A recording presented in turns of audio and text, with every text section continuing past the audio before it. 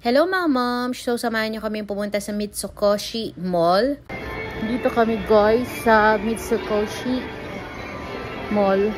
First time namin dito. Pupuntahan namin yung Gashapon. Yun lang talaga yung pinunta na namin. Ang iba. At ayan, excited na po siya na mag-Gashapon. Ayan na guys.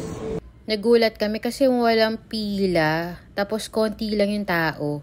Ang ending, yung ibang mga machines, or marami talaga sa mga machines, yung ubos na.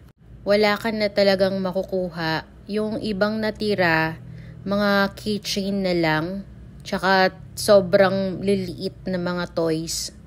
Kaya sobrang disappointed namin kasi ito lang talaga yung pinunta namin dito sa mall na to. Pag entrance mo, pwede kang dumire